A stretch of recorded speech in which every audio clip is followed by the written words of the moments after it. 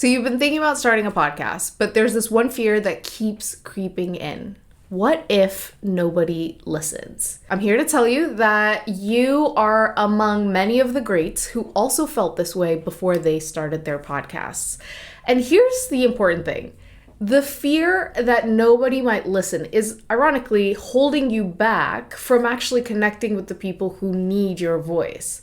So in this video, I'm going to walk you through how to get over that fear and actually create a podcast that connects with the right audience.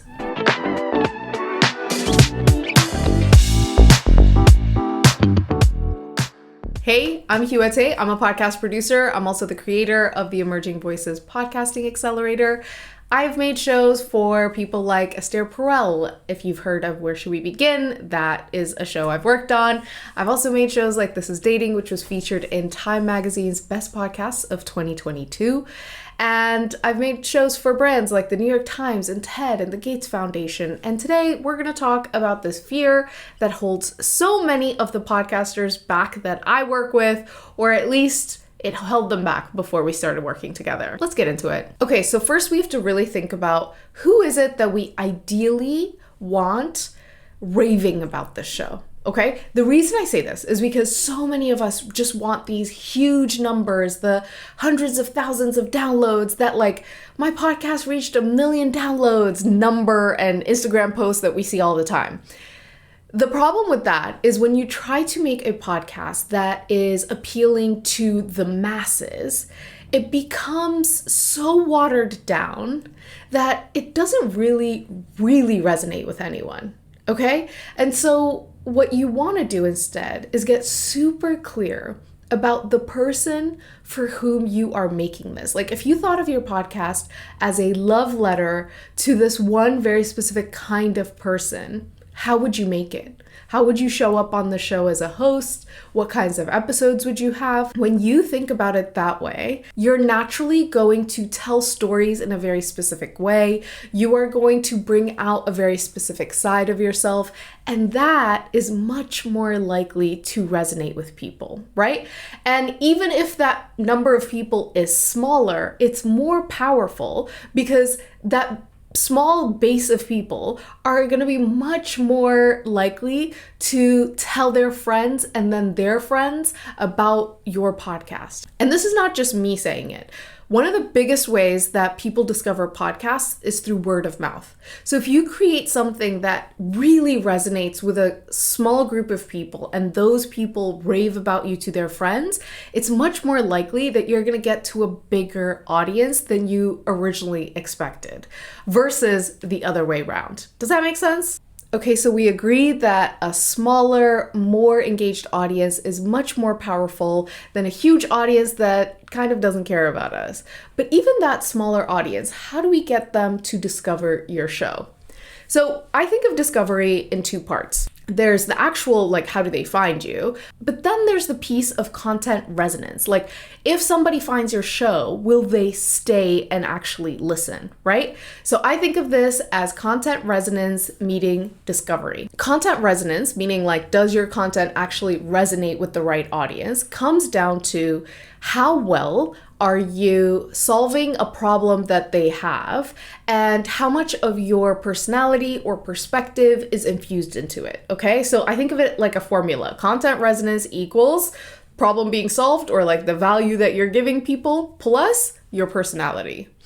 And when I say the problem being solved, I'm talking about anything that you are providing that is valuable to people. For some of us, it's just entertainment. We entertain people, and that is why people come to us. For other people, you're actually helping them solve a real problem. You know, you might have searched, for example, how to change my attachment style because you are experiencing things in your dating life. And a lot of people do that. We search the problems that we have, and then we find podcasts that are talking about exactly that. So content resonance comes down to how much your content actually solves a problem that people have and how much of your personality is infused into it. Because if you don't infuse your personality and your perspective, then anybody could have kind of solved that problem for your listener. So who you are and how you show up is actually pretty important. And you being authentically yourself, We love that. That adds a lot of value. So that's content resonance. When it comes to discovery, really the most powerful thing you can do is get on other people's podcasts where you know your ideal audience is hanging out. A great example of this is Mel Robbins on Oprah's podcast. Mel Robbins has a hit show and she has a huge listener base, but Oprah has an even bigger listener base. They know that their audiences overlap. So Mel Robbins was a guest on Oprah's podcast. She gave some insightful tips. Oprah asked her a bunch of questions on a new book that she has out. And because Mel Robbins was useful there, it's much more likely that Oprah's listeners are going to follow Mel Robbins to her podcast. So you can apply this formula in your own life. Of course, you can do other things like be on social media with clips from your podcast. You can start a newsletter with people that you already know who might be interested in this and then ask them to spread the word. All of those things are very helpful, but the single biggest lever that you can pull for getting more listeners and getting discovered is to just get on other people's podcasts. Audience that they have does not have to be huge. You just have to engage with a different set of people than already know you and that are already in your orbit. And you allow that number to slowly grow over time. And you don't just get on like 2 or 3 podcasts. You get on as many podcasts as you can over a long period of time so people can continue to discover your show. And the third part is practice. Your first episode is not going to be as good as your favorite podcasters. And your job is to not let that hold you back. It's super, super easy to want to quit when there's a gap between your taste and your skill level. But you can't stop. And actually, Ira Glass, the guy behind This American Life, he has this incredible quote about exactly this. Nobody tells this to people who are beginners. I wish someone told me.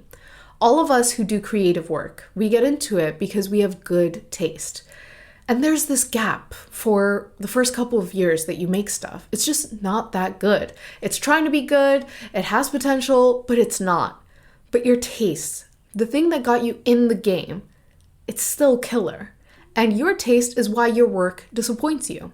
A lot of people never get past this phase. They quit. Most people I know who do interesting creative work went through years of this. We know our work doesn't have the special thing we want it to have. We all go through this.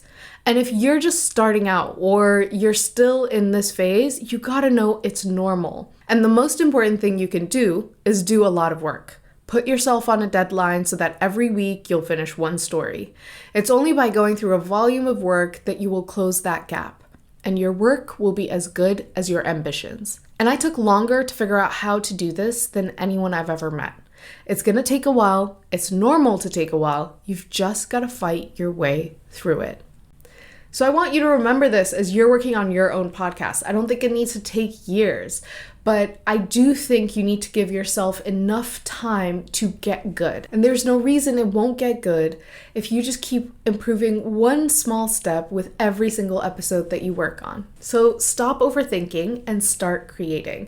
I'd love to hear what is the problem that you're helping people solve through your podcast in the comments below. And if you want to take it one step further, you can download my free 10-step guide to launching your podcast. It has the exact framework that I use in the Emerging Voices Podcasting Accelerator.